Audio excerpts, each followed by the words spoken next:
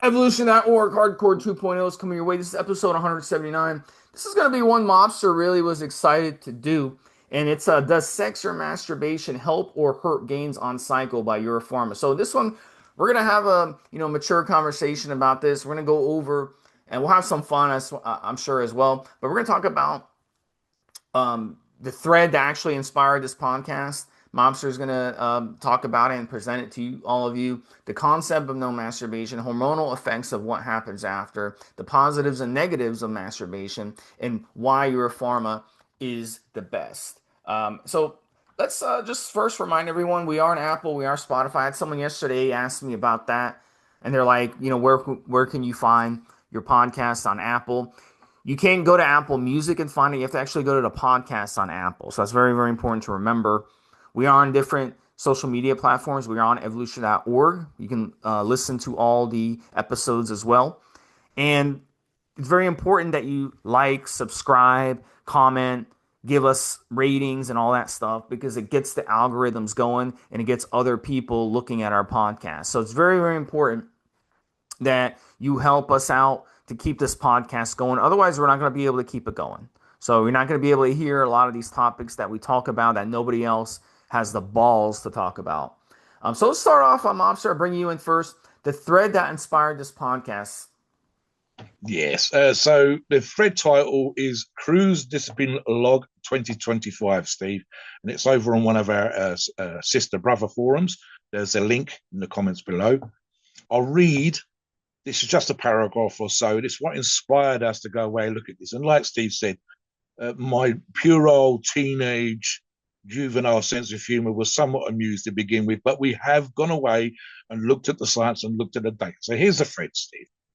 Long-time lurker, first-time poster. Figured I'd document what I'm running and try something different this time. It's certainly the case here. I am 45 years old, 5'11" tall, 198 pounds weight, body fat circa 18%, visibly soft but with a muscle base from years of on and off training. I am currently, and this is important here, Steve, his name is Discipline Stack. He says, I'm currently currently using 125 milligrams of testing amphate weekly as the TRT goes, cruising after a moderate 12-week blast. So just to be clear, he's actually using TRT. He's not using masturbation in and of itself to boost testosterone, but that is what we're talking about today. He goes on. Right now, I'm focusing on diet cleanup, cardio, mobility, and mental discipline. I've also been experimenting, and this is the thing that inspired the show, Steve, with zero release, in brackets, no fap. To put it crudely, Steve, no wanking, no masturbation, during cruise phases. I even took it a step further, and this is where my juvenile sense of humor came in, and started using a device to help enforce it. As research for this show, Steve, I've gone away, and you can buy such devices on Amazon if anybody's there interested, to help enforce it. A kind of tool for control, and this is what's actually good for Discipline Stack, and to hold myself accountable. It is forcing me to stay focused, train harder, and keep my aggression where I want it. My libido is through the roof, but I'm channeling it into work and gym time. And he goes on to say, in this thread, I'll be logging my energy, my mood, my libido, my strength, my sleep. And he also finishes by saying, not looking for approval, just sharing the experience and what's working for me. And to be fair, and to echo sentiments that Steve's talked about on other shows, we didn't all immediately jump on his back and, as we say here in the UK, Steve, and start taking the piss. Might have done that off air a little bit and with my buddies, etc., etc. But for him, and it's important to be clear here, while he's inspired today's show, he's specifically, Steve, not looking to boost testosterone because he's on TRT or not boost his testosterone. What he's looking to do here is the idea behind not masturbating focuses him, whether that's because of the urge or the desire, the itch that can't be scratched, whatever you want to call it. So sometimes in life we have certain particular things, whether, if you have a young family, your energy is going to be focused on doing your best you possibly can for your wife and your kids. If you have someone who's ill and you need to work hard to pay for their medication, your energy would go in that direction. Here, the concept, the thought process is inspired somewhat him to be focused and using, for want of a better phrase, Steve, that energy to sort of push himself in that direction. I will briefly at this point of the show just talk about a little bit of history, the concept or the idea, and it's not specifically around the testosterone advantages or disadvantages, which we would discuss, has been around for a very, very long time. There are sections of certain forums where this whole idea of quote unquote no fapping and specifically the benefits for training is discussed. And historically, religious monks have tried this, Steve. The whole priesthood, etc., supposed to be quote unquote asexual. Poets, the idea of no masturbation before fights, for boxers, etc., has been a sort of almost mythical idea since before I was born. And even the idea of the other side of it, the sense of being relaxed, etc., for certain sports. So I've discussed the last couple of days when I've not been joking too much about the whole idea, the concept of if you are sexually active and specifically highly sexed, and prior to, say, for example, a boxing fight, this sense of aggression that may or may not exist, because there's a lot of placebo effect here, might be in play. So you don't make love to the wife, girlfriend, whatever, the night before a fight and lose your edge. You want to go into the fight with an edge. Equally, a sport like, say, for example, golf, Steve, where you might be almost want to be relaxed if focused. There might be a sport where you could specifically make sure that you are sexually active. And this doesn't just include masturbation. Golf is a sport? I'm just kidding. I just pissed off so many people. But it's this idea of being either aggressive or not aggressive. But Steve's going to talk about specifically his side of the research for today's show is in the sort of chemicals that are released post ejaculation, post sex. And I'm going to point out to Steve the length of time. Literally, for you to get some benefit, you'd need to be having a wank and then go to the gym, to put it crudely, or a wank and then playing a round of golf. So the whole idea is very, very old. Whether it's working as it appears to be, because it's only a brief thread, Steve, sorry, a brief log, it's only just started, for discipline stack remains to be seen, but we'll have a look at that. But as I said, it inspired us to go away and look at the concept in a scientific way. There are problems with that, which we will discuss during the show. And the main problem, to put it almost slightly tongue-in-cheek and jokingly, Steve, is that the studies have been very poor. And I joked that they've been so poor because they couldn't get that many people to volunteer willingly. How the fuck do you enforce these things? And some of the studies have been very, very short. So it amuses me somewhat that it is a concept that people take seriously, but the science, for the most part, is just badly done. So I find it hard to believe, and we're going to get into the whys and wherefores. So let's do with the concept as a whole. The suggestion is, and we will go both for and against, so to speak. The concept is thus: by withholding, and I use the term that's been used in the past, your essence, i.e. your sperm, by not coming, you're supposed to be able to boost your testosterones into sensible levels. I will, of course, be talking about the pros as well, Steve, and be perfectly honest, because the science is so poor, I'm kind of, let's put it this way, Steve, I'm not anti-masturbation.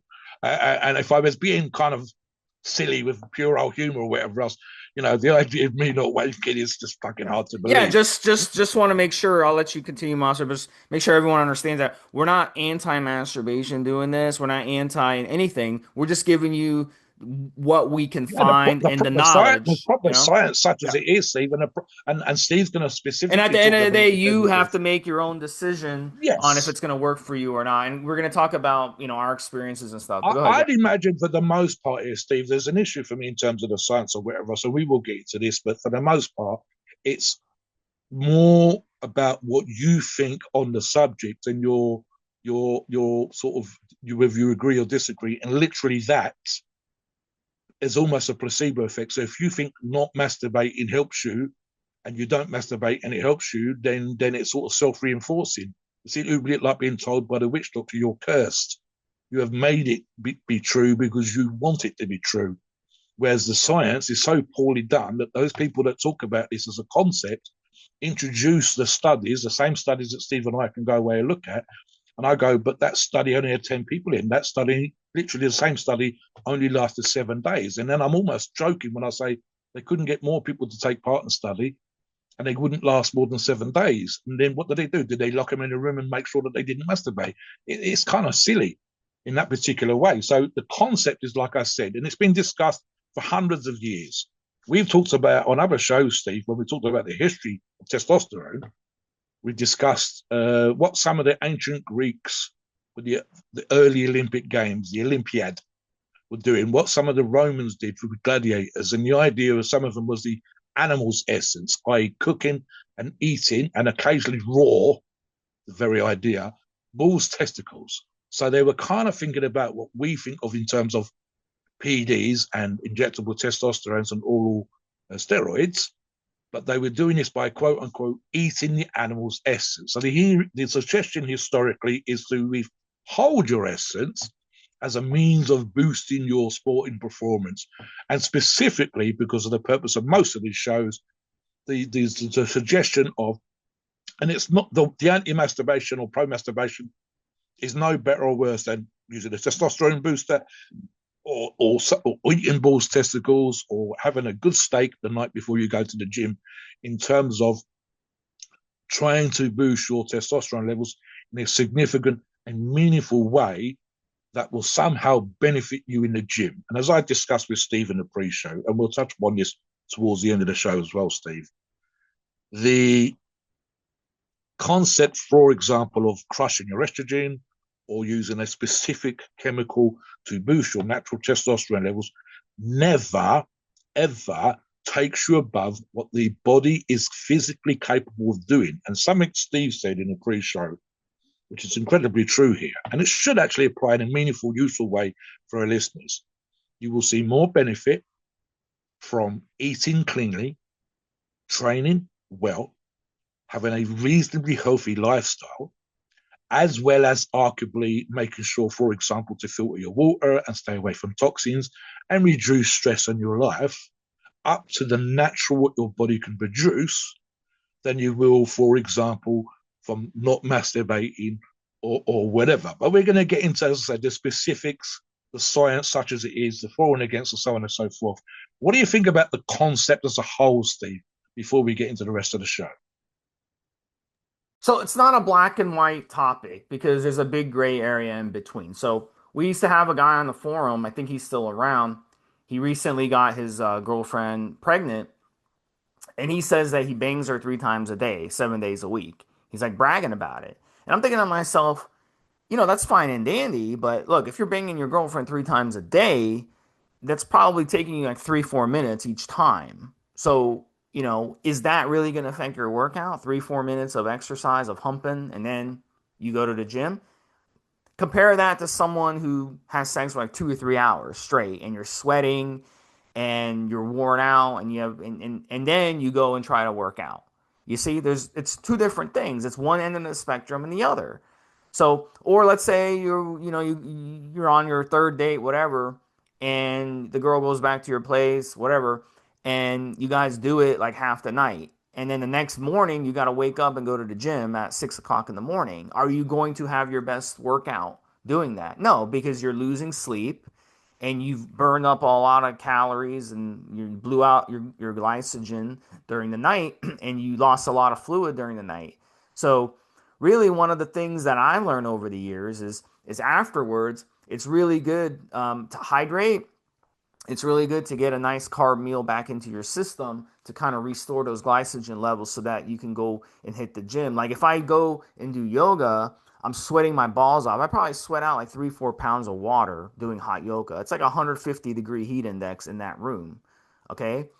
And if I, do it before and I'm dehydrated and I go into that dehydrated, I'm going to have a really tough time in the class. But if I'm fresh, as Mobster said at the beginning, And like he's a boxer analogy, if you're fresh and you've got that baby batter still in your system that you can use on the yoga, then that's a completely, that kind of helps. But on the flip side too, there's advantages because you're going to be releasing a lot of hormones. We're talking about in the next segment. There's things that you're going to be releasing, these hormones that you're going to be releasing afterwards that you can take into your workout. So I've done it each way. I've done, my rendezvous and, for like an hour, right? And back in the day, in my mid Yeah. 30s, when I was on trend, I wanted to bang everything I ever saw. And I went through a phase where I was hooking up with random chicks, like at least once a week. And then I would, some days I hook up, and then I'd go to the gym right after, and I'd have some of the best workouts doing that. I would just take some water with me, make sure I hydrate. Maybe I'd take a sports drink with me, and make sure I hydrate before. And I was shocked at how good my workouts are, and it's because you release a lot of these hormones that we're going to talk about on Yeah. the next segment when you do Yeah. it. So again, it's not black and white. At the end of the day, it's up to you. How do It's you it's react? impossible for it to be black and white, Steve, No. as you pointed out, and I've said this on another show. And Steve's actually done sort of lifestyle topics way back that you can check out on the podcast. Sex, libido, testosterone levels, and this is just both with masturbation and physical sex with a partner, are not constants. They're not constants in life. They're not constants in the relationship. The idea of hooking up with someone new and going through the honeymoon period, and as Steve said, being up half the night, and that doesn't last. All right. So if you discuss, therefore, this whole concept, it has to be a constant. It can't be that varied up and down and whatever else.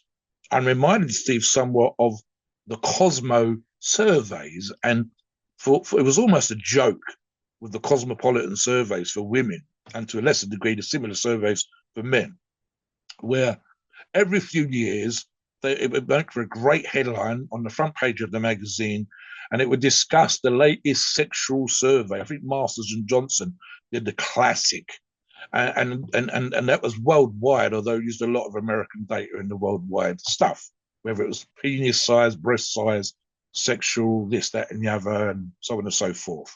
And even the whole racial stuff gets into it. But the long and the short of it was people lie. It was always kind of funny because the surveys between the men and women were slightly off. The numbers didn't tally in terms of who was admitting to how much sex they'd had. So if they didn't tally, then obviously someone's lying.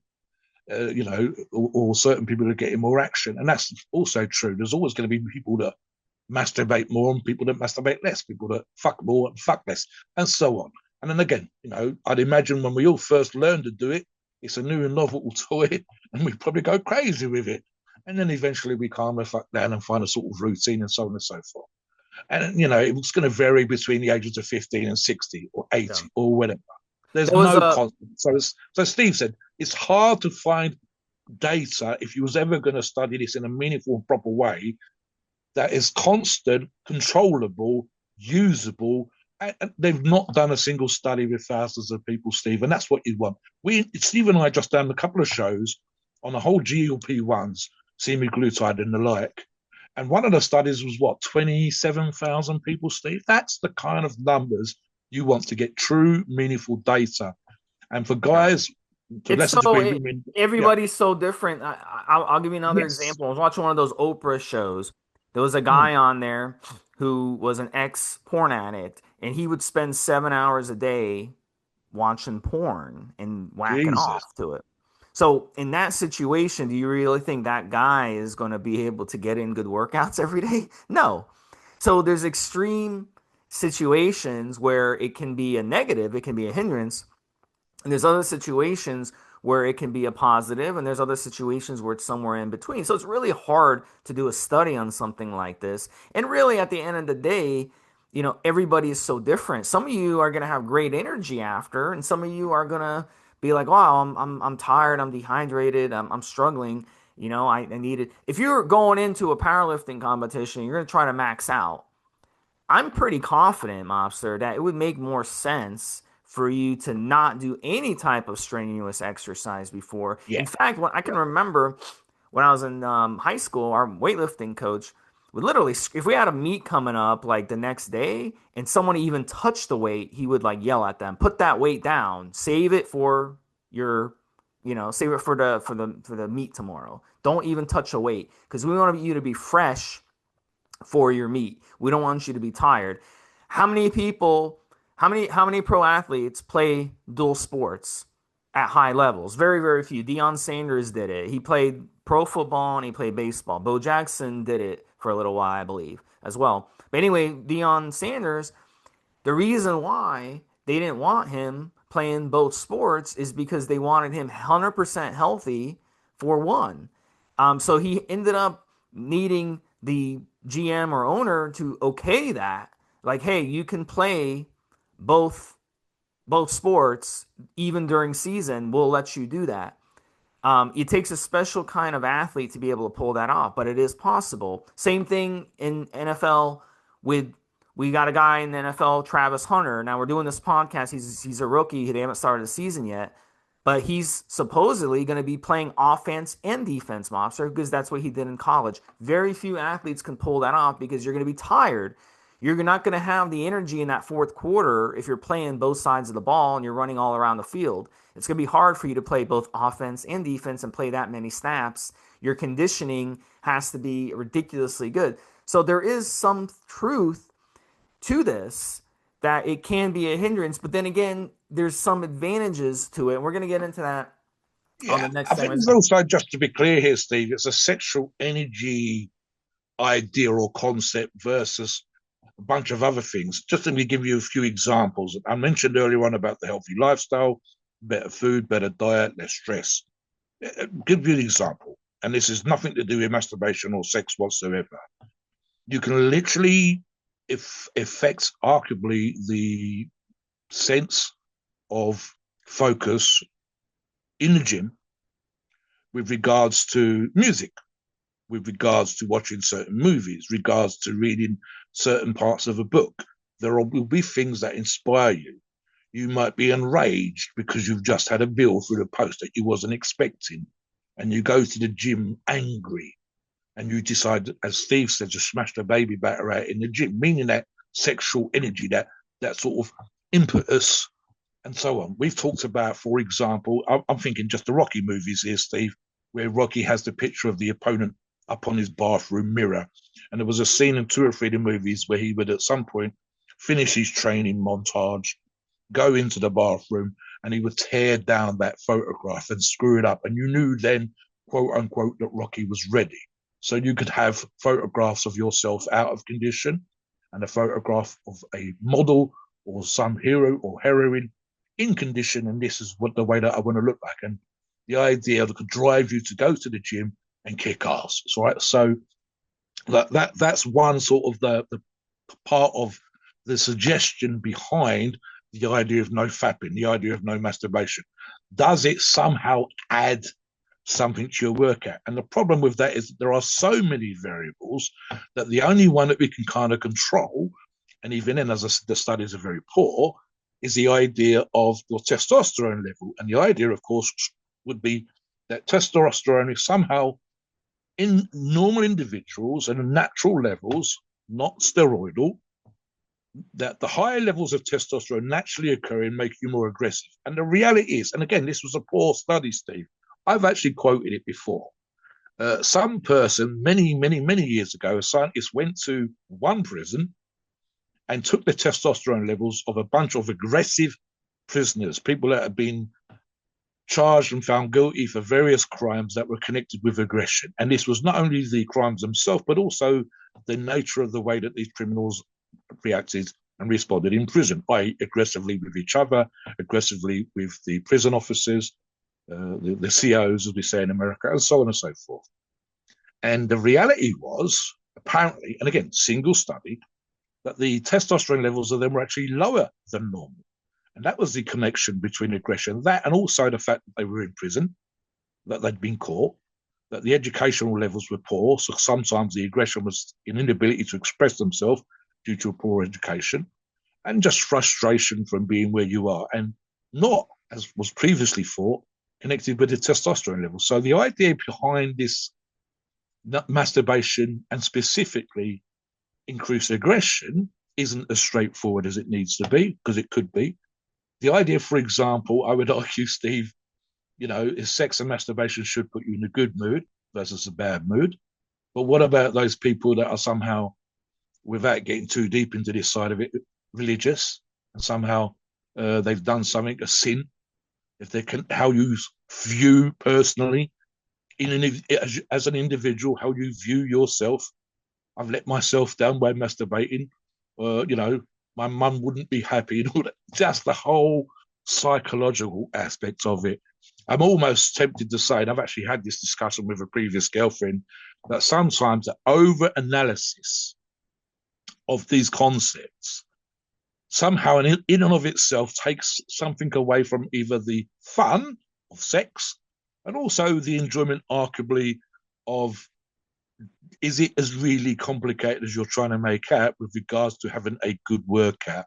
There are people, and we've discussed this on other shows, and perhaps even the future show, that are they won't go to the gym, Steve, unless certain things have taken place, or they can't have a good training session unless they've used an oral steroid or the various many pre-workout products and so on and so forth. And you and I both don't really, it's not really been something that drives our workout. So it's difficult for me to get into the whole pre-workout product thing and so on. And the idea that I can't have a good workout because of sex, or I can't have a good workout because of pre-workout, or I can't have a good workout for a variety of other reasons. In reality, because you and I have been training such a long time, our bodies almost not quite autopilot, but we go to the gym and we're able to get shit done, even if it's just because we follow the fucking plan that we've written down, so long as we got a good night's sleep and so on. And in fact, let's touch upon some of those aspects as well, Steve. And Steve had mentioned this as well. Look, a good night's sleep, preceded perhaps by sex or masturbation to help you to go to sleep, would be more useful than holding a baby battering in the morning before you go for a workout in the daytime. Properly being hydrated, like Steve said, would be more useful. Having a specific target for the workout, the food that you ate the night before, as well as the food you have in the morning. Some people have to have a certain number of meals before they go to the gym. Those factors, those things, I would argue, are way more important than fapping or not fapping for a workout. And I've finished this particular thought, and I've argued and indeed been banned twice on Facebook from two groups. And one was specifically talking about the super slow protocol. And I'm going to apply it here with regards to the suggestion of discussion of fapping or no fapping. I got thrown off that particular one because I pointed out they were wasting more energy and focus in the time up on the positive and the time down on the negative on the super slow protocol than they were getting to the fucking gym and getting shit done. And for me, this topic kind of is in that particular area in regards to, there's a section on Reddit where they are discussing this like it's a real big deal. And I guarantee you that there is no one on that section that is walking around with 20-inch arms, benching 500 pounds, and looking to win the Mr. Olympia because of how many times they didn't masturbate. So it's a kind of daft thing, but we want to look at the studies as well, Steve. So let me discuss one of the studies, and I'm going to bring Steve in specifically to talk about the hormones, and I'm going to talk about that as well with Steve in the back and forth. So one of the main studies, and this is very poorly done, that is often referred to with regards to the suggestion that a lack of masturbation somehow boosts testosterone levels. And it's very, very common, Steve. And I mentioned it a little bit earlier on. The study was 7 fucking days. Steve and I did the GLP-1 studies. Some of those were 48 months, so it was 48 weeks. And one study was, I think, 60 weeks. So a study that lasts a week really isn't reflexive. That's number one. Number two, that same study had 10 fucking participants. 10 is nothing. As I said, GLP-1 again, 20-something thousand. Certainly, I think one figure was 17,000. Most of the other studies were 4, 5, 6, 7,000. 10 people taking part in the study is just poor, to say the least. There was some suggestion that the baselines weren't properly recorded. So they had a baseline, they did this, but it's not easily available for us to look at. And in a few of the participants, from baseline, after 7 days, but literally just after 7 days, and the science carries on from that point, they had a boost of 150%, meaning 50% above baseline levels. However, the science then goes on to say something to the effects of, but it doesn't necessarily last much beyond the 7 to 10 day mark and then would drop off again. So we get into the stuff that Steve and I have touched upon in other shows, which is this idea of any of these suggested protocols, any of the quote unquote testosterone boosting things that you can do, somehow taking you to the nth degree in being comparable somehow to steroids or to the other things that we've suggested that would make for better workouts and better training and better results. And the reality is just it doesn't happen. I think Steve and I have discussed on other shows that natural testosterone levels typically, and I think I'll bring Steve into this as well to confirm, are somewhere between, at the low end, 300, 350 nanograms a deciliter, Steve, and at the upper end, and this is quite rare, 900 nanograms a deciliter. So most people healthy with good diets, good training, etc., should fall somewhere into the middle of that range. Now, we've discussed shows on fertility where we talked about the actual testosterone levels are falling naturally, and there's reasons why, and other shows well worth a listen. What do you think about this idea somehow that no masturbation, Steve, might boost you somehow beyond that, and in reality doesn't, and therefore can it have a positive or negative effect? Well, let's talk about the stuff. Let's talk about the the science here. What happens after you have sex and or masturbate?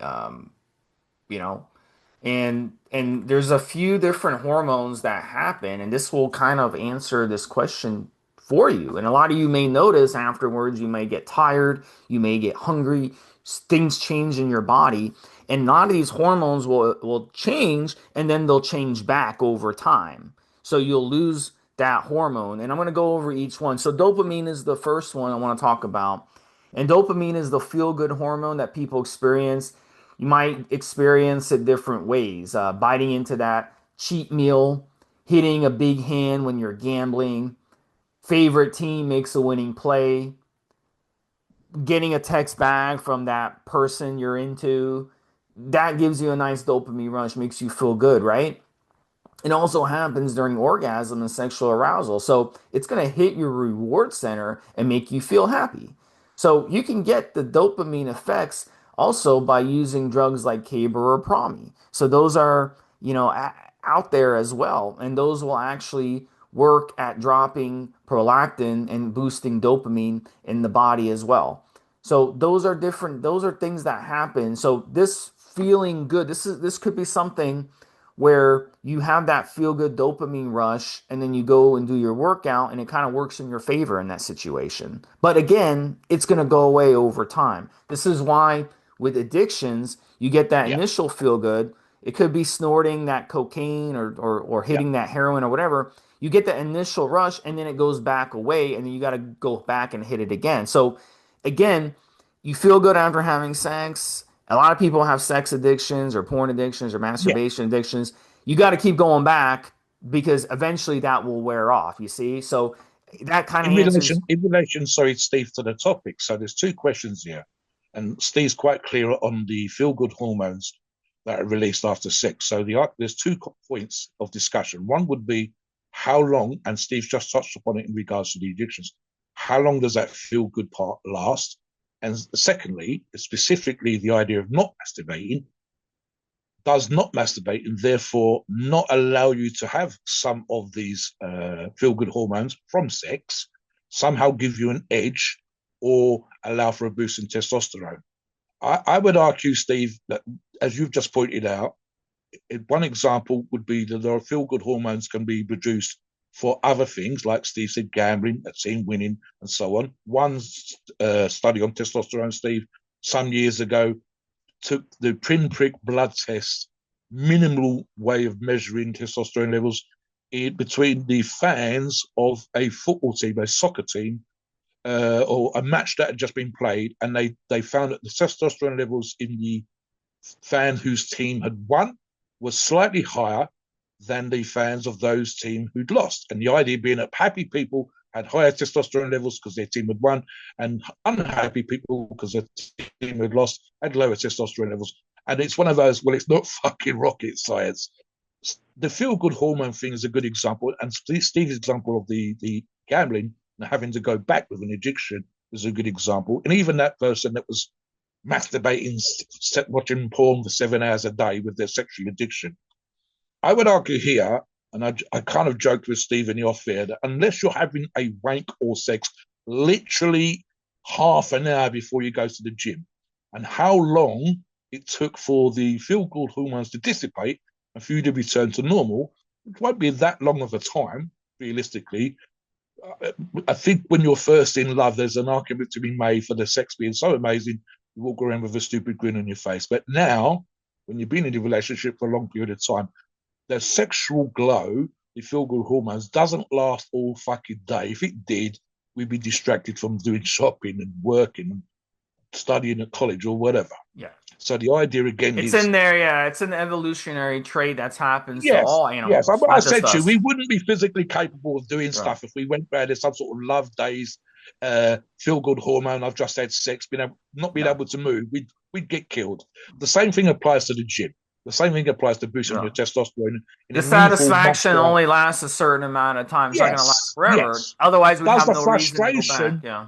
yeah, does the lack of hormone release do the same? I would argue no, because it's the same thing applies. If you somehow had an edge from not masturbating, from not releasing, how long would that last? What happens if you have a wet dream in the middle of the night? Mhm.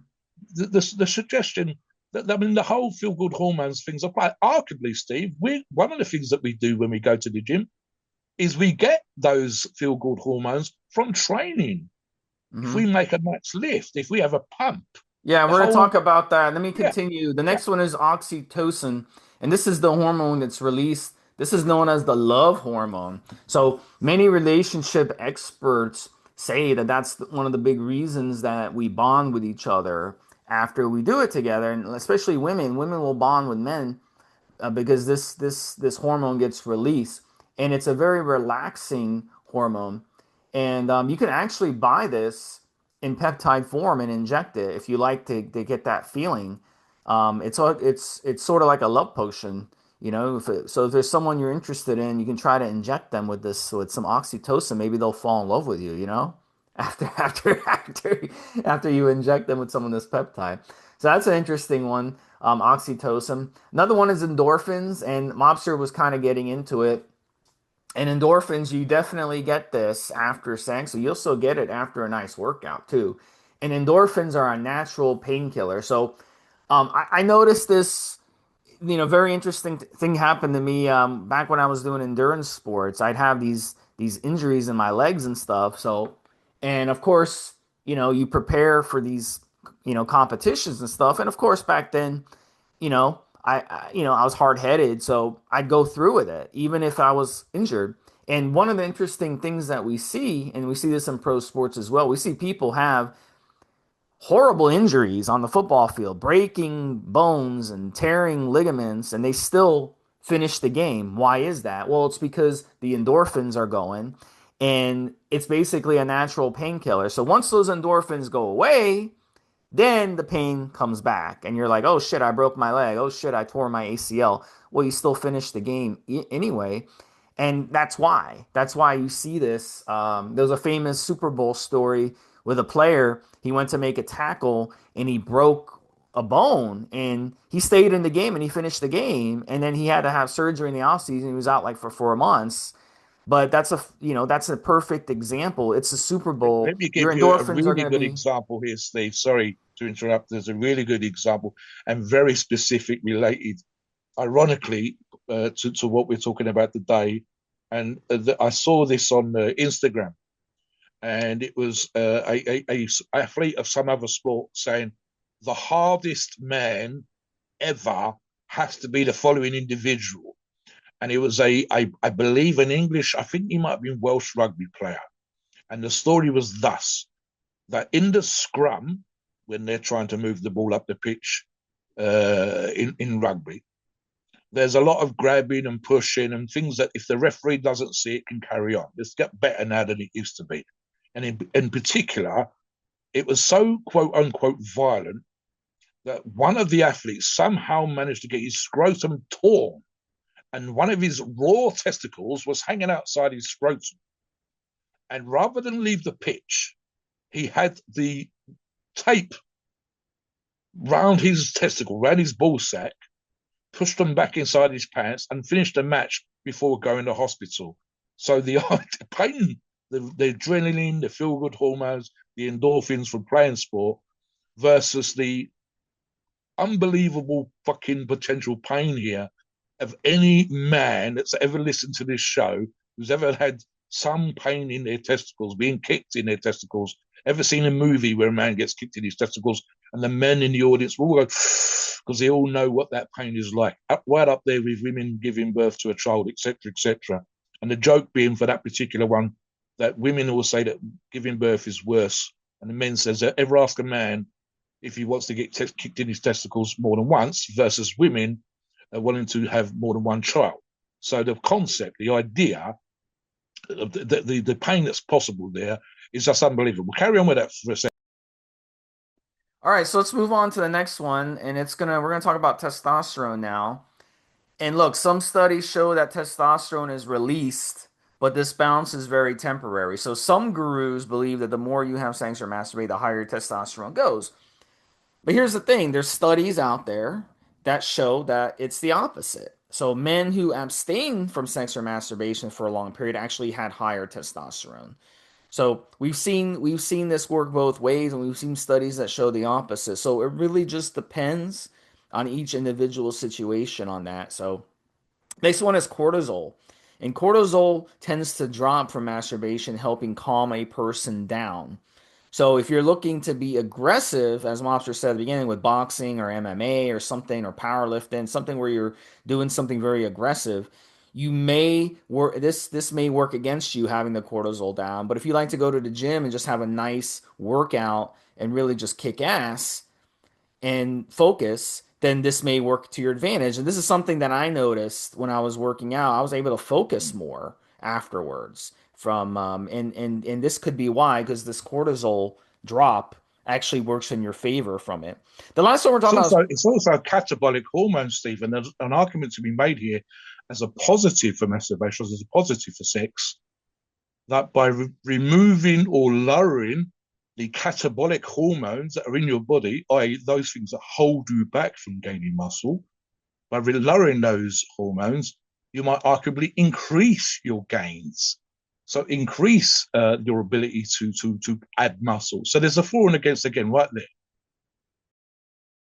yeah, and there are benefits of cortisol for weight training actually. So and you said the kind of negative part, but it's actually very important for energy metabolism and muscle building. So sometimes you see some of these fake gurus on social media Yep. talk about, oh, cortisol is bad for you. No, because it's going to help mobilize. It gets you out of bed in the morning, Steve. It's one of Yeah. the hormones, along with ironically testosterone, that is temporarily Yeah. boosted when See, sunlight hits your eyelids. It's what so gets you out, it's wakes you up. important that you need cortisol because it's going to mobilize the glucose from the bloodstream. So that's going to give you the fuel to be able to power your muscles during your workout. So, and then during your training, the reason cortisol starts spiking during your training, it's for a reason. So let's say you just had sex and then you go to work out. Well, your cortisol is going to bounce right back during your workout because it's helping to promote the muscle protein synthesis that you need while you train. So that's the whole point. We stress out the muscle, it helps. So these online gurus are like, "Oh, prolongment's bad for you. You got to drop your clog." They're just parrots. They don't know what the fuck they're talking about. So this is one of those things where we talked about in the last segment. Things change. When you do Yes. it, it's going to drop. When you start working out, it's going to go right back up. So it's not a long-term thing where it's dropping your cortisol forever. Let me It's touch on that. I was actually laughing off air as Steve was talking about the gurus. And this is the thing, guys. When we talk about any of these concepts, and specifically today's concept, the idea that this thing would happen in isolation and for a certain period of time is kind of silly. Steve and I have talked about human nature and our ability to survive as a species over the 2 million years, arguably 4 million years that primates have stood up in somewhere in the middle of Africa and become vaguely human. A civilization, arguably 40,000, 100,000 years old, and the way that we respond to each other as individuals in society. The idea somehow that sex or lack thereof would somehow, and we've already touched upon this, negatively or positively impact the rest of your fucking day. And even, for example, if this concept arguably had any meaningful, useful, studied protocol that could kind of affect it, as we've already put it out, in terms of sexual release, if it had that much of an effect, we wouldn't be able to function as a species. If it, how close to a workout, how close to that part of the day where you're trying to add muscle post workout through nutrition, how close to those timescales would it need to be for it to have an effect? And if it did have an effect, Steve, would it be an hour? Or what about the other 23 hours? Would it be half an hour? All right, what about the other 23 and a half hours? The ability for our bodies to bounce back and carry on and do things, even just by virtue, as I touched upon earlier on with Steve, of the frequency and the sheer number of years that Steve and I and many of our listeners have had in going to the gym, all being able to function. Imagine, for example, listeners, both for and against, positive and negative, that if you had sex or didn't, or masturbate or didn't, and then went to work and did your job that required a certain level of your attention for the day. So that part of us, that ability to focus. There's an argument about putting us in a good mood. That kind of works. There's an argument about the falling against a certain particular hormones. But what if something occurs to do in the day to stress you? I would argue sometimes, Steve, that when we respond to stress, work would be a good example, in the gym would be a good example. We're sometimes at our best under stress when we're not being pushed, when we're not being driven to perform, when we're not in work, for example, having someone give us a hard time and making us hit better targets than we did last month, and us getting pissed off about it, and then going out and smashing those targets, wouldn't be positively or negatively affected by whether or not we'd masturbated that morning. I don't think it'd make any difference. We might start out feeling great, then the boss gives us shit, then we go, the boss is an arsehole, then we go and prove the boss wrong. It's got nothing to do with whether we were masturbating in the morning. And if it did, it would have to have some sort of endocrine hormonal effect on our body for 8, 9, 10 hours. And it doesn't. There's an argument, for example, Steve, in terms of stress reduction. I agree. But again, temporarily. All the hormones that Steve talks about absolutely exist. And we know that these studies have looked at these things afterwards. I got And they've one seen more. them. Yeah, go on. Yeah, let's talk about prolactin. Prolactin is going to go on after sex or masturbation. And again, this is temporary. It's going to shoot up. And then this becomes your refractory period, the time that it takes to drop back down. So that's the time where you're losing interest in sex for a period of time. So this is important. This is an evolutionary trait. Otherwise, all we want to do all the time was fornicate. So we would basically, our ancestors would have done nothing but fornicate all day and night. Same thing with dogs, same thing with cats. They're all they want to do is fornicate. That where do they And have time to we'd hunt? Where do they starve have to death, or yeah, we'd all die of yeah. thirst or something. And Yeah, some people, there's a way you can actually get your prolactin levels down. And that's by taking drugs like caberopramine. I talked about that as well with dopamine. So a lot of people like to take caber and pramine. Euro pharmacies have some great caber, by the way. So if you want to drop your prolactin and have that shortened refractory period and want to be able to, on your honeymoon or on your vacation, do it all the time, that's that would be a good time to do it. Hey, you're on vacation. Let's spend half our vacation doing it.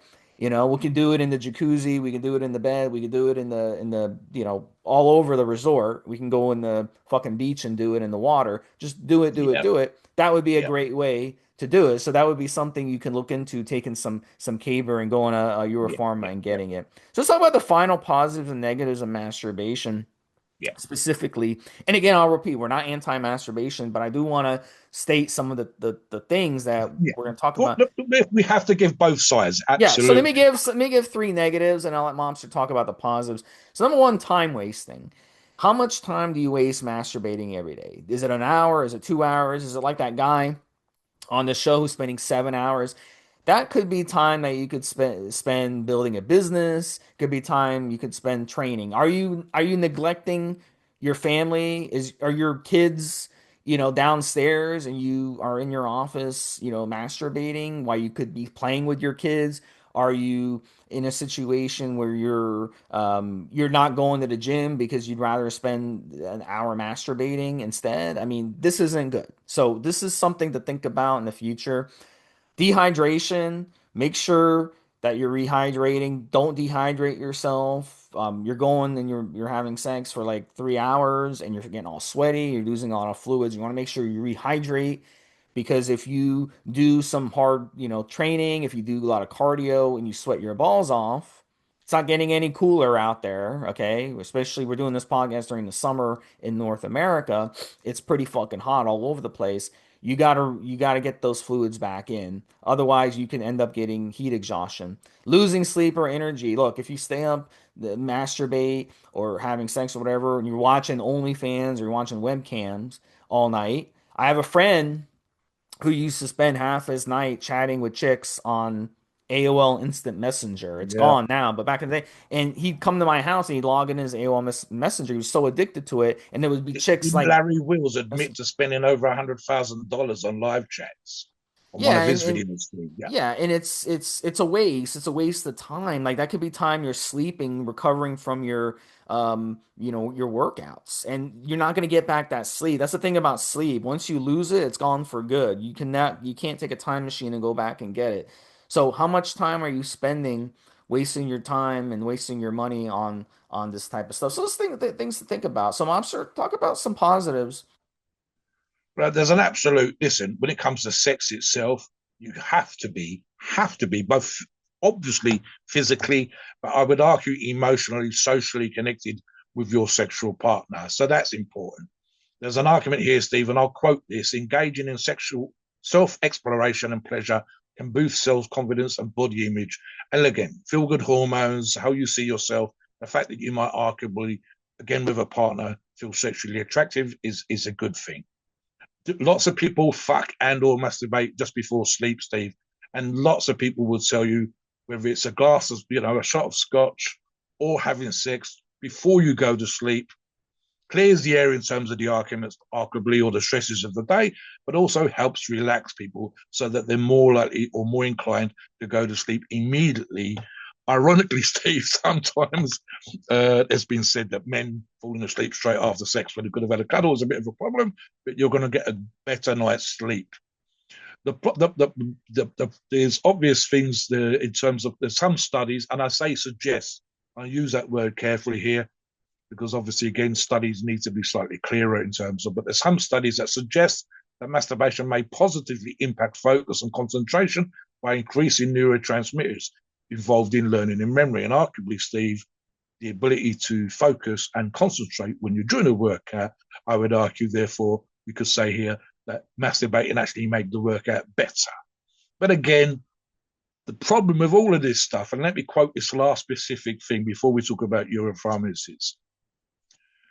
uh, while the suggestion of no fat, in brackets, abstaining from masturbation, can increase testosterone levels, the scientific evidence is limited. Look, here's the problem, and we touched upon this at the beginning, during the middle, and I'll finish on this point as well. The problem with all of the science, all of the suggestions, all of the protocols, all of the even strapping a device on, is that most of the science is very, very poor. And I touched upon why. I said literally not getting thousands of volunteers to say that they won't masturbate or stop having sex for a long period of time voluntarily is difficult. Literally, medical doctors saying to you the worst thing that could possibly happen from normal levels of masturbation is chafing, and some masturbation and some sex is perfectly normal. You get into the whole psychological side, and a lot of the things that we refer to today are as arguably psychological as they are physical. So the idea of something has power versus the actual science saying it does. So what you think of something and how you feel about that is arguably what's important. And again, I'll go into the Europharmacist things now, Steve, but specifically, I made a note, and I said this to Steve in the pre-show. None of these concepts and none of these policies, none of these suggestions, none of the ideas are anything like close enough to the way that you'll be on steroids, and especially using Europharmacy, Steve. Talk about briefly, and especially with regards to Europharmacies, just how people's libidos can be affected and the amount of testosterone, even on a relatively simple and effective cycle from Europharmacies, in comparison to, say, Yeah. none of these Yeah, and protocols. you And I think I said to Steve, I said 2 to 3 times above baseline is normal. Yeah, and Euro pharmacies, look, they have excellent products and ancillaries to help you. So I talked about the Caber that they have. A lot of you may have never heard of Caber Jolene. And Caber is one of those that you can take. It's going to help control your prolactin and it's going to boost your dopamine. So you get a lot of those hormones, you get that advantage, and that's going to help your sex life. Also, they have excellent dick drugs. I know Mobster, you just posted a post. You got your Euro Pharmacy My Cialis. touchdown, yeah, Cialis and Viagra. Yeah, Yeah. So those are great to take before. The Cialis has a long half-life, so you can take it every other day and it'll be in your system and take care of that. The testosterone options they have is amazing, and most people react extremely well to taking testosterone when it comes to their libido and their sex life. It's going to help with your aggression. It's going to help with your yeah, yeah, endurance. It's going to help with a lot of different things that can help you have a better sex life. And they have every type you could imagine, every type. They have blends, they have single esters, they have yeah. short esters, they have long esters. They have every type you can. And a lot of you also will react really well to things like the DHT steroids. A lot of these DHT derivatives, the proviron, will really work great at boosting your DHT in your system, and that's your sex hormone, and that will help your sex life a lot tremendously. What else do you like from Euro Pharma Mobster for this? I was thinking, Steve, whether it's TRT or whether you're an advanced competing athlete that's used your pharmacy's products, and we've discussed the late great Marco Louis, aka Monstro, being a big fan of Europharmacies, and he was using in excess of 5,000 milligrams total for some of his competition stacks. And we've discussed briefly the idea, and I said this already. In research for this show, Steve, you go away, you look online, and especially on the forums, and you see people talk about libido, and you see briefly people talk about masturbation. It is most people's experience, and especially with a company like Europharmacies, that when they're on cycle, the libido goes up, their sexual energy goes up. I think trends Steve touched upon earlier on, and Europharmacies does a great trend with the idea of him wanting to quote unquote grab every piece of arse he could see within 10 square miles at the particular time. Even for me, I didn't think that TRT would make that much of a difference, but it certainly put me back probably 5 or 10 years in terms of my libido. So, not necessarily crazy like it might be on cycle, but certainly a boost to where it was prior to TRT. So I love the idea. And look, some people are such a fan of using anabolic steroids, and that's what we discuss on these shows a lot, and specifically Europharma, because they love how they feel sexually, and whether that's masturbation or with a partner on cycle. It can be a little bit of a head fuck doing a PCT and coming back down to normal levels. But again, that's just give you an example of where you can be in that situation. And even the thread that was right at the beginning of the show, even with Discipline Stack, the user himself, he's on 125 milligrams a week. And I would argue, Steve, that it's for the same reasons I've just stated. So actually, if he changed his TRT dose, perhaps that might affect him wanting to masturbate more or less. Listen, what do we do on these shows? Just to finish, Steve, we try to give you subjects that other podcasts won't discuss. We try to do it and we didn't really go down the rabbit hole of being juvenile with some of the comments that we could have done, just very, very briefly. We tried to be as scientific and straightforward as possible. We've discussed a relatively adult concept or theme here with you guys. Ultimately, Steve, for me, and without meaning to sound childish when I say this, I would argue that we think masturbation, unless you're doing it 7 hours a day, is perfectly healthy, perfectly normal. There's plenty of prostrate release there. The science that kind of backs this stuff up is limited. And providing you're not masturbating in the car park outside the fucking gym, Steve, I can't see that it's going to make that much of a difference. If you have a wank in the morning and you go to the gym at 5 o'clock at night, it's not really going to make much of a difference to your workout. So I would say for the most part, I'm pro masturbation. And God help me, Steve, that's probably going to bite me in my ass if I ever become famous. So Mobster said he was for wanking. But I'm pro masturbation versus anti. But They're gonna these label you concepts, the dirty old man. yeah, I'm going to be like Donald Trump, and they're going to dig this one up 20 years from now when I've somehow become famous, and they'll find this show saying Mobster was for wanking, not against wanking, or something daft like that. But for the most part, most of these concepts, it's what, and I said this already, Steve, it's how you think. If you feel like it makes you better in the gym, go for it. I would argue for the most part, the science doesn't really back that up. And if a doctor or doctors are saying masturbation is perfectly healthy, if athletes, arguably genetic freaks, get something from having sex, and providing you're not literally doing it just before the game, in the case of American football, or whatever, or as you walk, as I said jokingly, to the gym via the car park in the car outside, or whatever the hell, it's not going to make that much of a difference. And unless, like Steve said, you're up after night, shagging for your country in that honeymoon period of we occasionally enjoy a few times in life with different partners, it's not going to dehydrate you that much. It's not going to exhaust you that much. And it's not really going to have that dramatic. And arguably, none of the science, none of the people that talk about this concept can argue properly that it boosts you to anywhere close to PED-like levels. So we talk about companies like Euro Pharma because we know the difference to our bodies, the physiological differences, the chemical differences to our body on cycle are above and beyond anything that can be done naturally. And it really isn't going to make that much of a difference to your life if you masturbate or don't. It really is not. So for the most part, pro masturbation, for masturbation, the benefits for and against scientifically are really poor. If it's so poorly studied, it's so poorly laid out in studies, if the results are really arguable that much, then the idea that the concept has any kind of water that's useful and that backs up people's thinking is bad. Let me just finish on this final thought, Steve. We try to put as much proper science and thought processes into these topics as possible. And I said jokingly with Steve yesterday when we were recording another show that we could almost find online, on Reddit, on Google, anything, there's be someone somewhere or a page someone somewhere on the internet that will back up the most asinine, silly, moons made of cheese concept that you care to. And if you want, and the algorithm sometimes does this, it will find page after page that supports the theory that you have.